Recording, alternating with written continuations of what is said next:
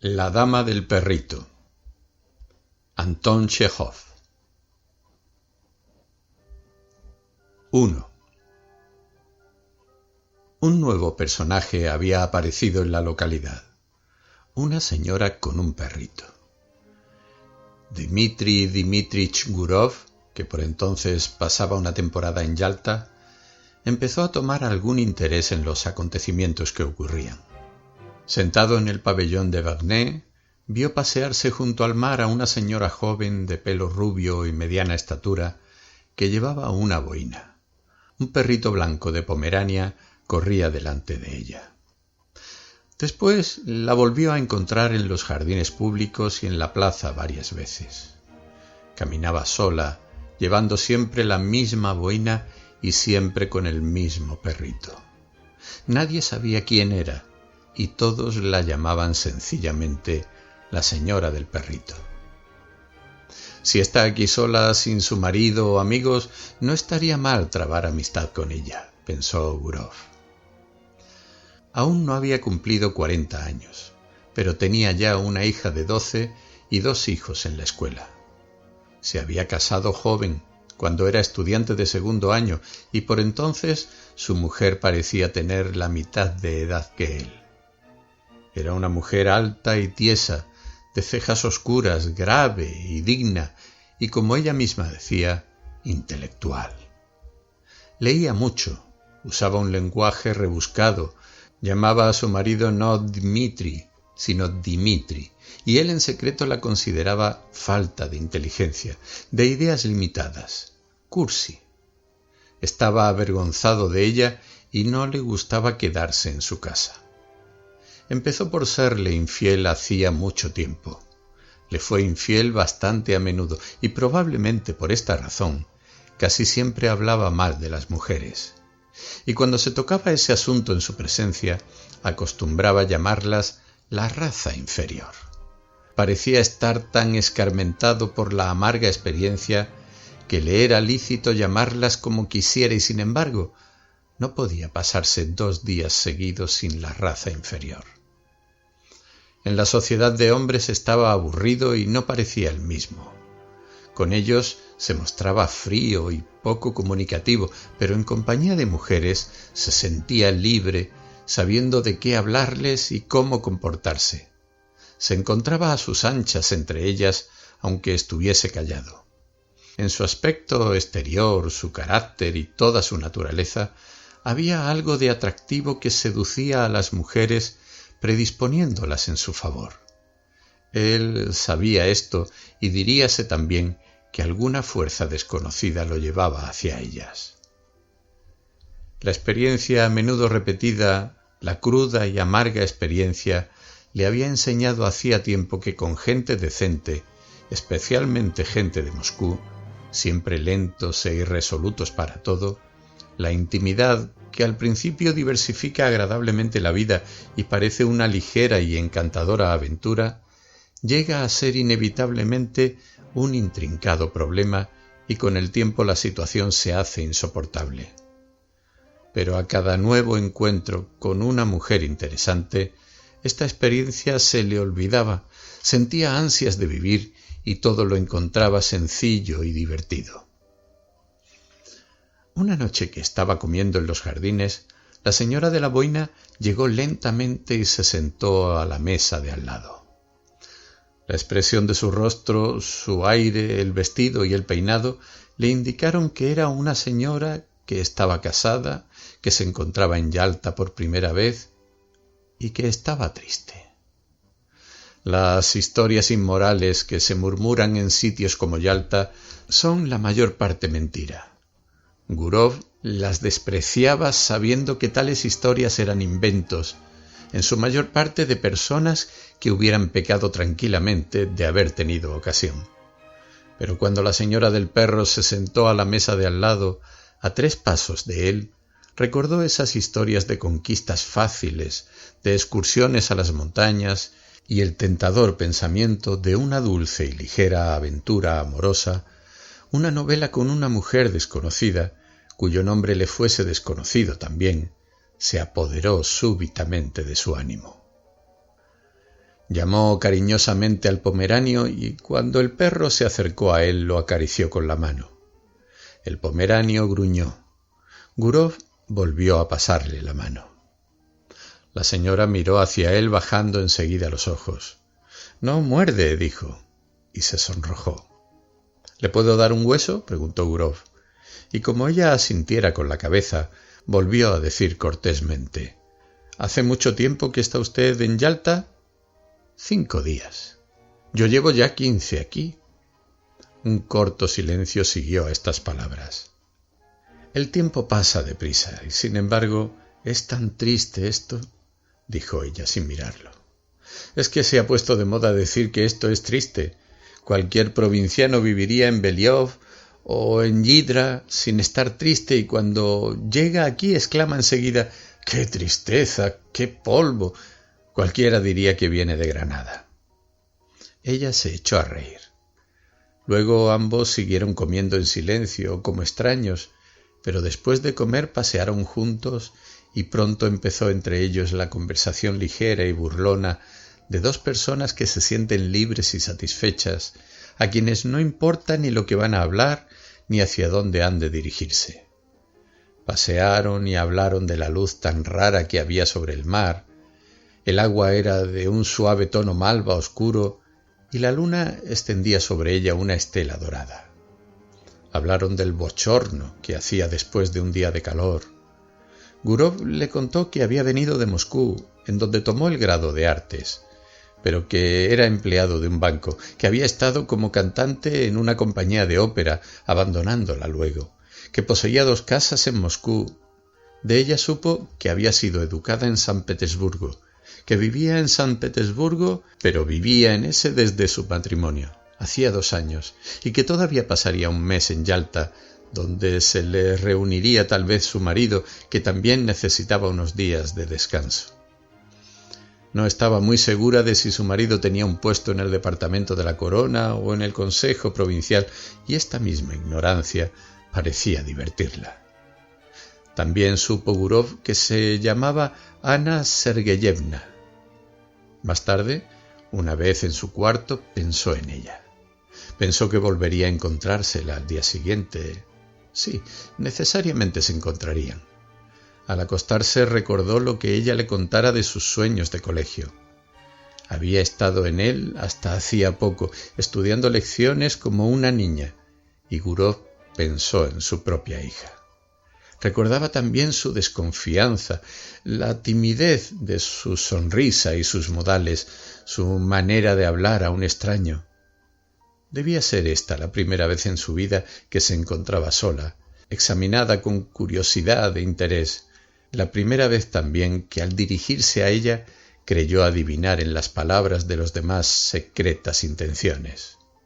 Recordó su cuello esbelto y delicado, sus encantadores ojos grises.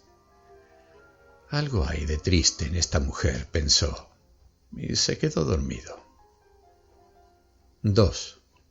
Una semana había pasado desde que hicieron amistad. Era un día de fiesta. Dentro de las casas hacía bochorno, mientras que en la calle el viento formaba remolinos de polvo y tiraba el sombrero a los transeúntes. Era un día de sed, y Gurov entró varias veces en el pabellón y ofreció a Ana Sergeyevna jarabe y agua o un helado. Nadie sabía qué hacer. Por la tarde, cuando el viento se calmó un poco, salieron a ver venir el vapor. Había muchas personas paseando por el puerto. Se habían reunido para recibir a alguien y llevaban ramos de flores. Se notaban allí 2 peculiaridades de la gente elegante de Yalta. Las señoras mayores iban como muchachas y había muchos generales vestidos de uniforme. A causa de lo alborotado que estaba el mar, el vapor llegó muy tarde, después de la puesta de sol, y tardó mucho tiempo en atracar al muelle. Ana Sergeyevna miró a través de sus impertinentes al vapor y a los pasajeros como esperando encontrar algún conocido, y al volverse hacia Gurov sus ojos brillaban. Habló mucho y preguntaba cosas desacordes, olvidando al poco rato lo que había preguntado. Al hacer un movimiento con la mano, dejó caer los impertinentes al suelo. La gente empezaba a dispersarse. Estaba demasiado oscuro para ver las caras de los que pasaban. El viento se había calmado por completo, pero Gurov y Anna Sergeyevna permanecían allí quietos como si esperasen ver salir a alguien más del vapor. Ella olía en silencio las flores sin mirar a Gurov. «El tiempo está mejor esta tarde», dijo. «¿Dónde vamos ahora?» Ella no contestó. Entonces Gurov la miró intensamente, rodeó su cuerpo con el brazo y la besó en los labios, mientras respiraba la frescura y fragancia de las flores. Luego miró a su alrededor ansiosamente, temiendo que alguien lo hubiese visto. «Vamos al hotel», dijo él dulcemente, y ambos caminaron deprisa. La habitación estaba cerrada y perfumada con la esencia que ella había comprado en el almacén japonés. Gurov miró hacia Anna Sergeyevna y pensó: «Cuán distintas personas encuentra uno en este mundo». Del pasado conservaba recuerdos de mujeres ligeras, de buen fondo algunas, que lo amaban alegremente agradeciéndole la felicidad que él podía darles, por muy breve que fuese. De mujeres como la suya que amaban con frases superfluas, afectadas, histéricas, con una expresión que hacía sospechar que no era amor ni pasión, sino algo más significativo. Y de 2 o 3 más hermosas, frías, en cuyos rostros sorprendió más de una vez destellos de rapacidad, el deseo obstinado de sacar de la vida aún más de lo que ésta podía darles. Eran mujeres irreflexivas, dominantes, faltas de inteligencia y de edad ya madura. Cuando Gurov empezaba a mostrarse frío con ellas, esta misma hermosura excitaba su odio, figurándosele que los encajes con que adornaban su ropa eran para él escalas.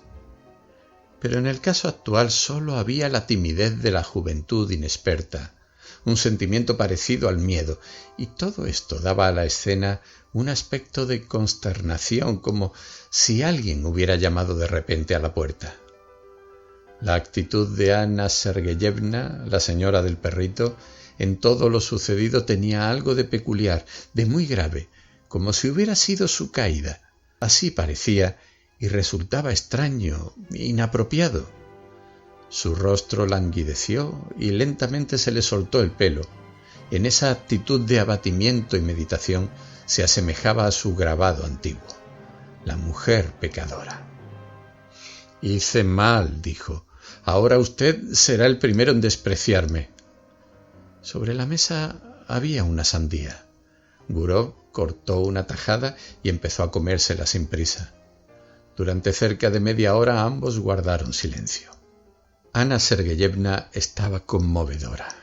Había en ella la pureza de la mujer sencilla y buena que ha visto poco de la vida. La luz de la bujía iluminando su rostro mostraba, sin embargo, que se sentía desgraciada. «¿Cómo es posible que yo llegara a despreciarla?», preguntó Gurov.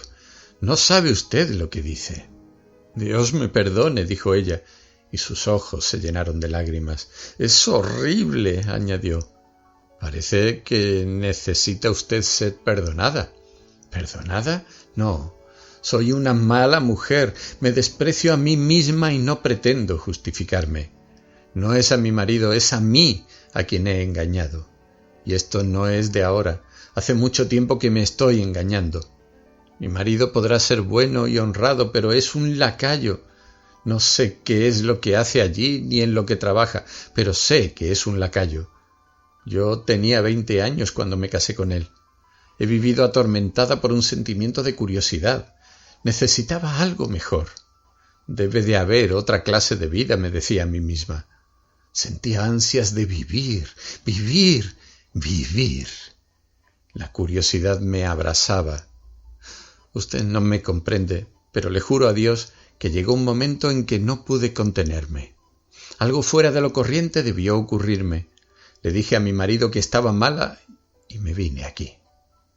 Y aquí he estado vagando de un lado para otro como una loca y ahora me veo convertida en una mujer vulgar, despreciable, a quien todos mirarán mal.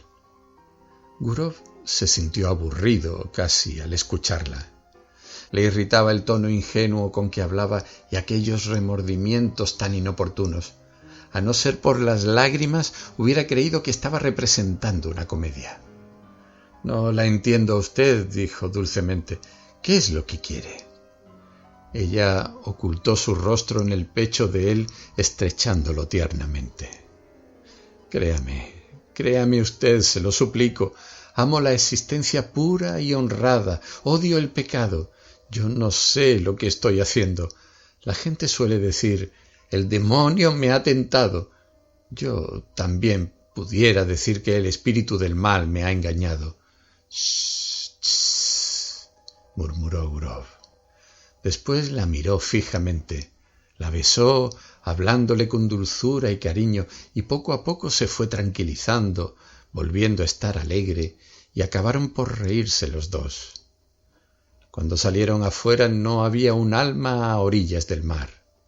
La ciudad con sus cipreses tenía un aspecto mortuorio y las olas se deshacían ruidosamente al llegar a la orilla. Cerca de ella se balanceaba una barca, dentro de la que parpadeaba soñolienta una linterna. Encontraron un coche y lo tomaron. Fueron en dirección de Oreanda. Al pasar por el vestíbulo he visto su apellido escrito en la lista. «Von Dideritz», dijo Gurov. «¿Su marido de usted es alemán?» «No, creo que su abuelo sí lo era, pero él es ruso ortodoxo». En Oreanda se sentaron silenciosos en un sitio no lejos de la iglesia y mirando hacia el mar.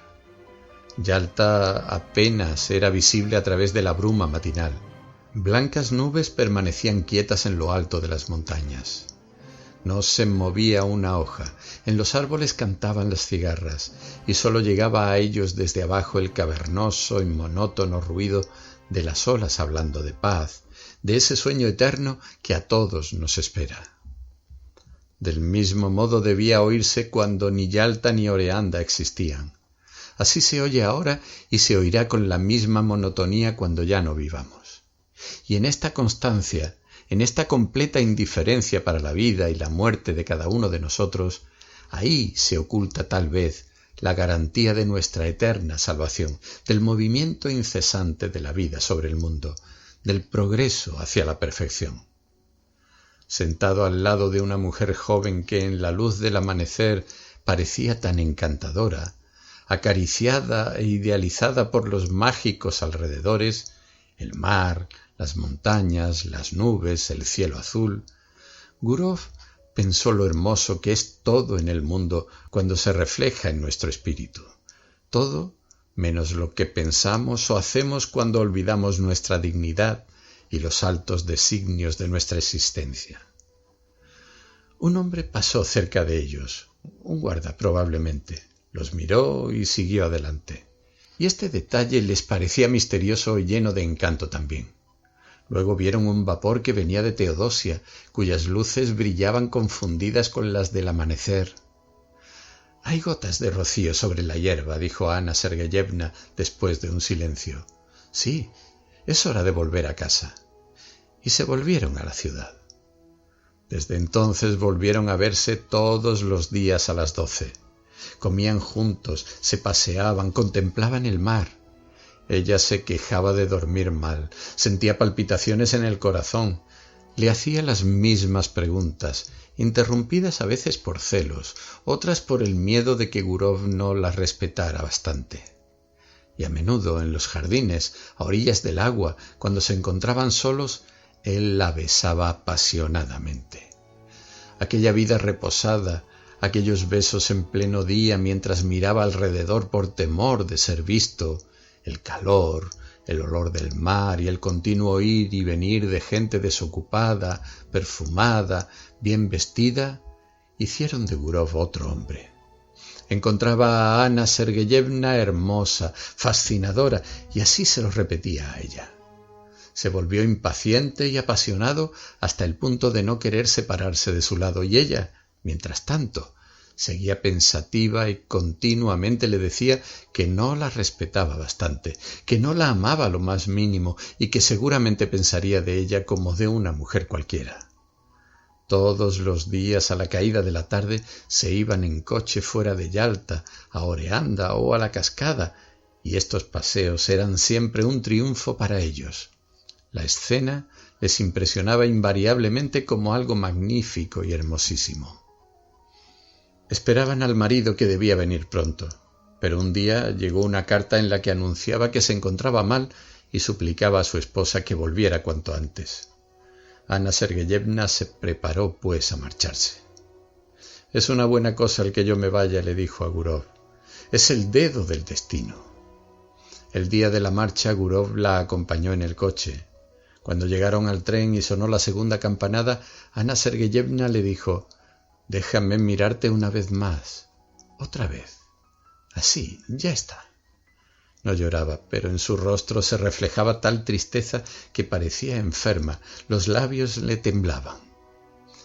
«Me acordaré de ti siempre, pensaré siempre en ti», dijo. «Que Dios te proteja, sé feliz. No pienses nunca mal de mí, nos separamos para no volvernos a ver más. Así debe ser, porque nunca debimos habernos encontrado. Que Dios sea contigo. Adiós». El tren partió rápido, sus luces desaparecieron pronto de la vista y un minuto más tarde no se oía ni el ruido, como si todo hubiera conspirado para hacer terminar lo antes posible aquel dulce delirio, aquella locura. Solo en el andén, mirando hacia donde el tren desapareció, Gurov escuchó el chirrido de las cigarras, el zumbido de los hilos del telégrafo y le pareció que acababa de despertarse. Y meditó sobre este episodio de su vida que también tocaba a su fin y del que sólo el recuerdo quedaba. Se sintió conmovido, triste y con remordimientos. Aquella mujer que nunca más volvería a encontrar no fue feliz con él porque aunque la trató con afecto y cariño, hubo siempre en sus maneras, en sus caricias, una ligera sombra de ironía, la grosera condescendencia de un hombre feliz que además le doblaba la edad. Anna Sergeyevna lo llamó siempre bueno, distinto de los demás, sublime a veces. Constantemente se había mostrado a ella como no era en realidad. Sin intención la había engañado. Un vago perfume de otoño se dejaba ya sentir en la atmósfera. Hacía una tarde fría y triste. «Es hora de que me marche al norte», pensó Gurov al dejar el andén. «Sí, ya es hora». 3. En su casa de Moscú lo encontró todo en plan de invierno. Las estufas estaban encendidas y por las mañanas aún era oscuro cuando sus hijos tomaban el desayuno para irse al colegio, tanto que la niñera tenía que encender la luz un rato. Habían empezado las heladas. Cuando cae la primera nieve y aparecen los primeros trineos, es agradable ver la tierra blanca, los blancos tejados, exhalar el tibio aliento, y la estación trae a la memoria los años juveniles. Las viejas limas y abedules cubiertos de escarcha tienen una expresión simpática y están más cerca de nuestro corazón que los cipreses y las palmas. Junto a ellos se olvidan el mar y las montañas. Gurov había nacido en Moscú. Llegó a él en un bello día de nieve y al ponerse su abrigo de pieles y sus guantes, al pasearse por Petrovka, al oír el domingo por la tarde el sonido de las campanas, olvidó el encanto de su reciente aventura y del sitio que dejara. Poco a poco se absorbió en la vida de Moscú. Leía con avidez los periódicos y declaraba que los leía sin fundamento. Enseguida sintió un deseo irresistible de ir a los restaurantes, a los clubes, a las comidas, aniversarios y fiestas. Se sintió orgulloso de hablar y discutir con célebres abogados, con artistas, de jugar a las cartas con algún profesor en el club de doctores. Ya podía hasta comer un plato de pescado salado o una col.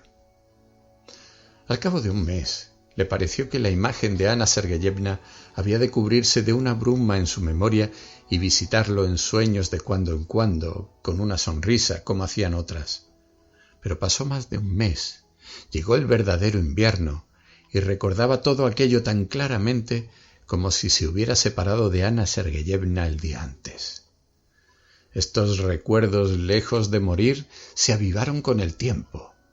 En la tranquilidad de la tarde, al oír las palabras de los niños estudiando en voz alta, el sonido del piano en un restaurante o el ruido de tormenta que llegaba por la chimenea, volvía de repente todo a su memoria.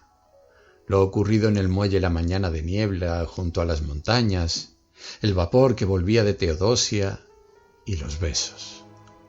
Gurov se levantaba entonces y paseaba por su habitación recordando y sonriendo.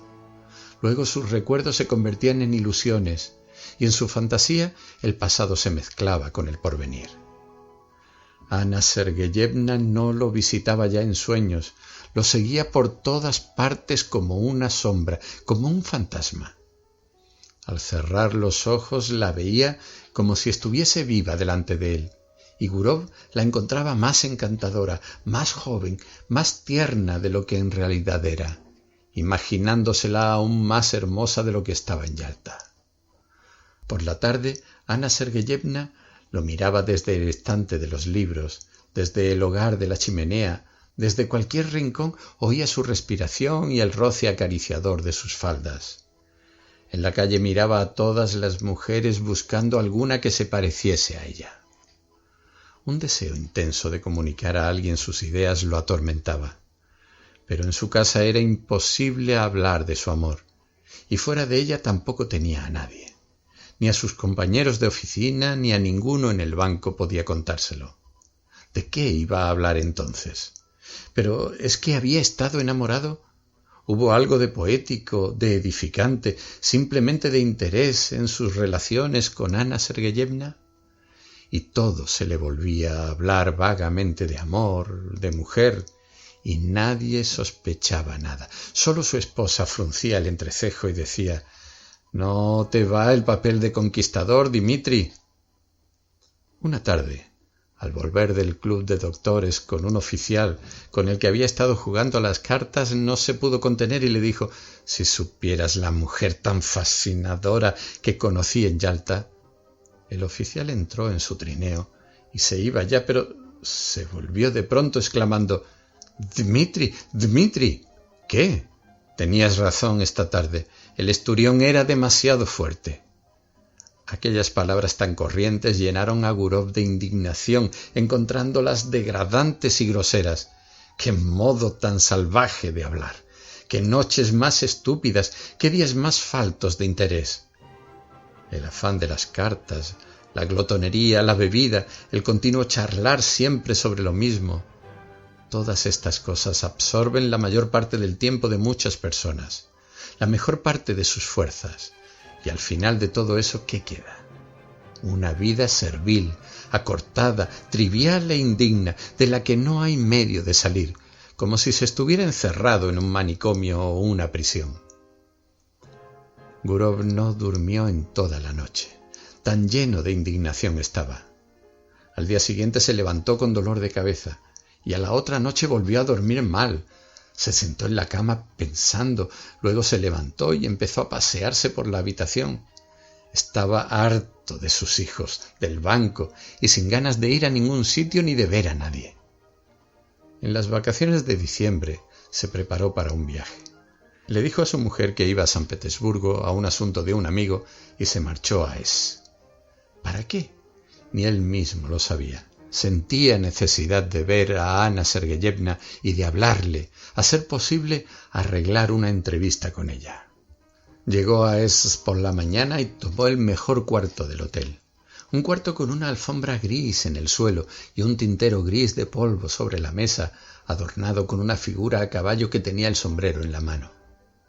El portero del hotel le informó necesariamente. Von Diderich vivía en una casa de su propiedad en la calle antigua de Goncharny. No estaba lejos del hotel. Era rico y vivía a lo grande, tenía caballos propios. Todo el mundo lo conocía en la ciudad. El portero pronunciaba Dridirich. Gurov se encaminó sin prisa a la calle de Goncharny y encontró la casa. Enfrente de ella se extendía una larga valla gris adornada con clavos. «Dan ganas de echar a correr al ver este demonio de valla», pensó Gurov, mirando desde allí a las ventanas de la casa y viceversa. Luego recapacitó. Era día de fiesta y probablemente el marido estaría en casa. De todos modos, era una falta de tacto entrar en la casa y sorprenderla. Si le mandaba una carta podía caer en manos del esposo y todo se echaría a perder. Lo mejor de todo era esperar una ocasión, y empezó a pasearse arriba y abajo por la calle esperando esa ocasión. Vio a un mendigo que se acercaba a la verja y a unos perros que salieron a ladrarle. Una hora más tarde oyó débil e indistinto el sonido de un piano. Ana Sergeyevna debía tocar probablemente. De repente se abrió la puerta y una mujer vieja, acompañada del blanco y familiar pomeranio, salió de la casa.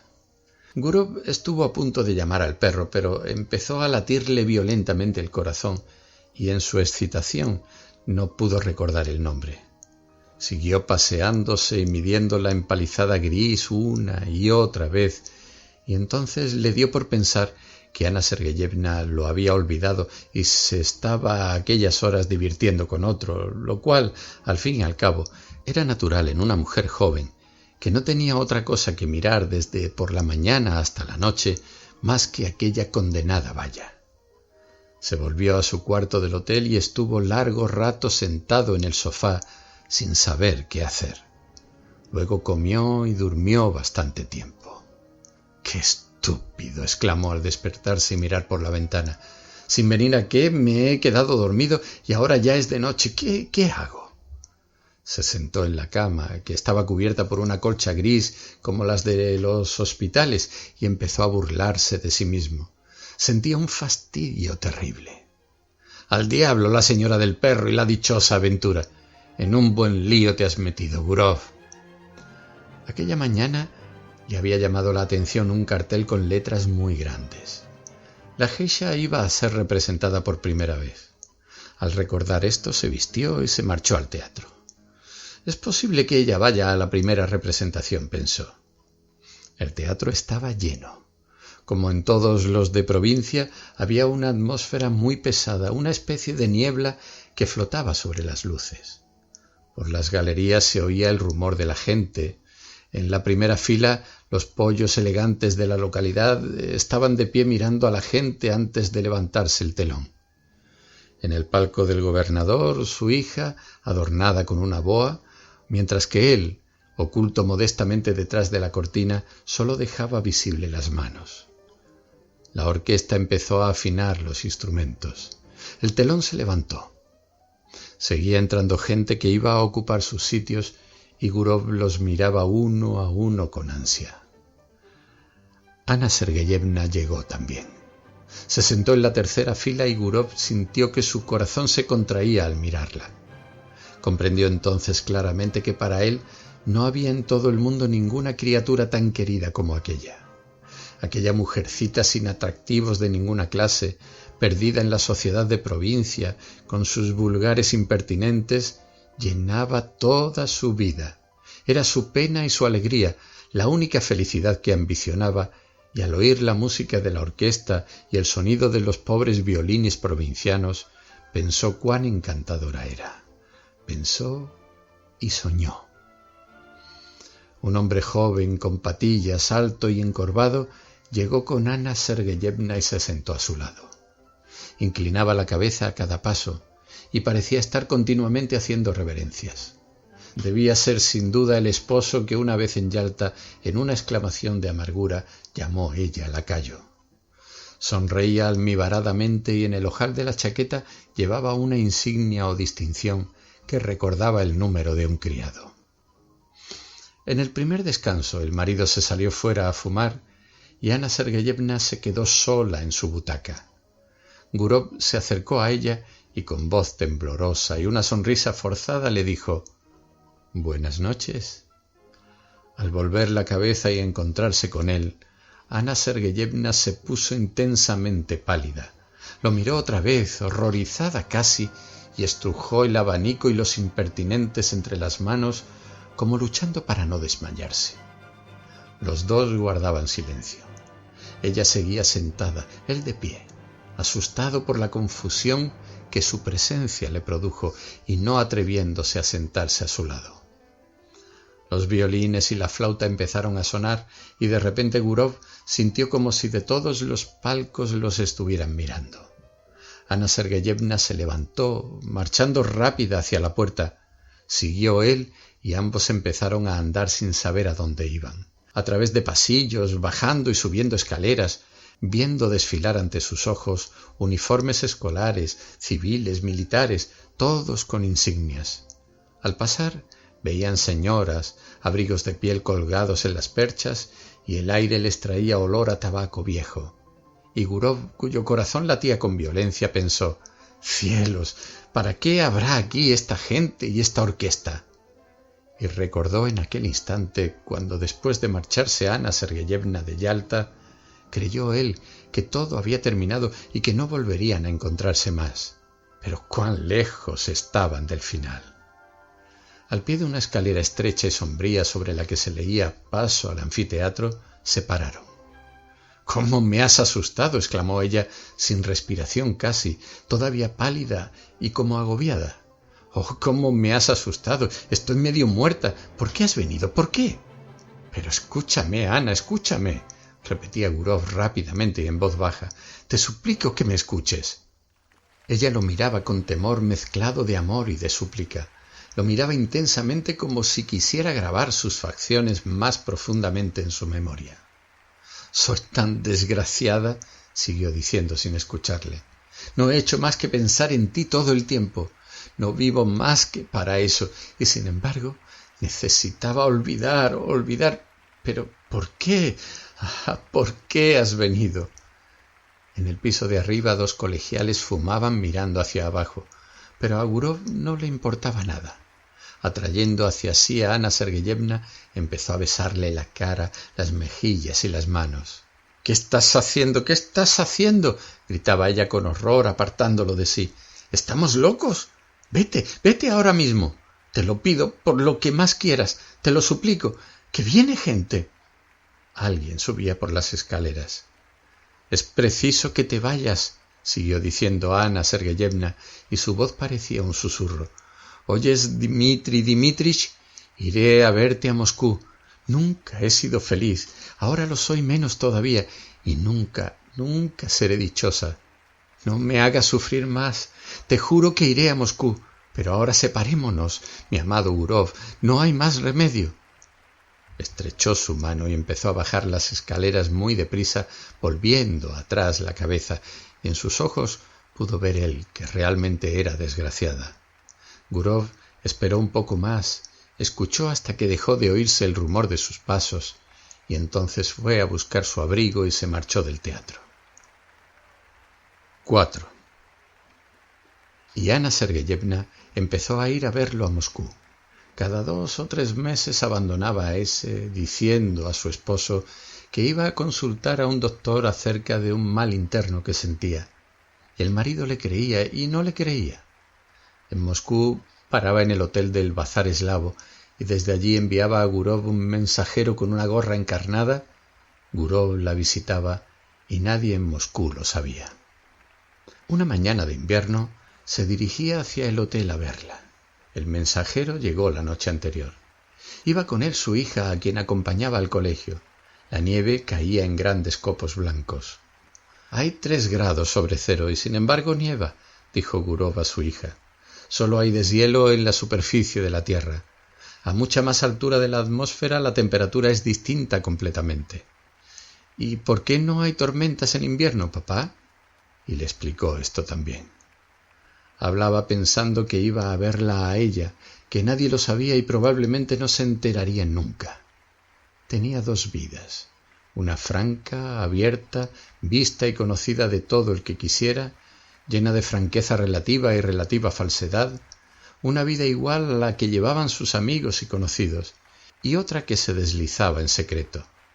Y a través de circunstancias extrañas, quizá accidentales, resultaba que cuanto había en él de verdadero valor, de sinceridad, todo lo que formaba el fondo de su corazón, estaba oculto a los ojos de los demás.